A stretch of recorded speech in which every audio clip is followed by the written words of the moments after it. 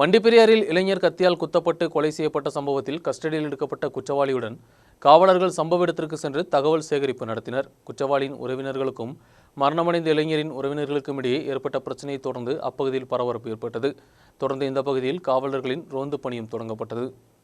வண்டிப்பெரியார் மலாமலை தேங்காக்கல் பகுதியில் கடந்த 3 வருடத்திற்கு இடையே ஏற்பட்ட 3வது கொலைதான் நடந்துள்ளது. வெள்ளிக்கிழமை இரவு 11:30 மணிக்கு தான் மதுபானம் அருந்தி ஏற்பட்ட பிரச்சனையில் இளைஞரை குத்தி கொலை செய்தது. வண்டிப்பெரியார் தேங்காக்கல் 2ஆம் டிவிஷனை சேர்ந்த அசோக்குமார் என்ற இளைஞர் தான் கத்தியால் குத்தப்பட்டு மரணமடைந்தது. சம்பவத்தை தொடர்ந்து பொதுமக்கள் அசோக்குமாரை பீரிமேடு தாலுகா மருத்துவமனை கொண்டு வருவதற்கிடையே மரணம் ஏற்பட்டது. சம்பவத்தில் மலாமலை பள்ளிக்கடையை சேர்ந்த சுதீஷ் என்ற நபரை வண்டிப்பெரியார் காவலர்கள் கஸ்டடியில் எடுத்திருந்தனர். இதைத் தொடர்ந்து குற்றவாளியுடன் வண்டிப்பெரியார் காவலர்கள் சம்பவ இடத்திற்கு சென்று தகவல் சேகரிப்பு நடத்தினர். அசோக்குமாரை குத்துவதற்கு உபயோகித்த கத்தி கண்டுபிடிக்கப்பட்டது. இதனுடன் போரன்சிக் அதிகாரிகளும் சம்பவ இடத்திற்கு வந்து தகவல் சேகரித்தனர். இதற்கிடையே குற்றவாளி மற்றும் கொலை செய்யப்பட்ட இளைஞரின் உறவினர்களுக்கிடையே வாக்குவாதமும் ஏற்பட்டு கைகலப்பு ஏற்பட்டது.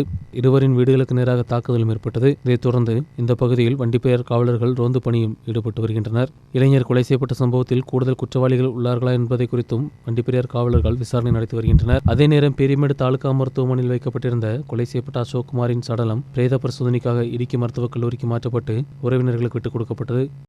News bureau, Vandiperiyar.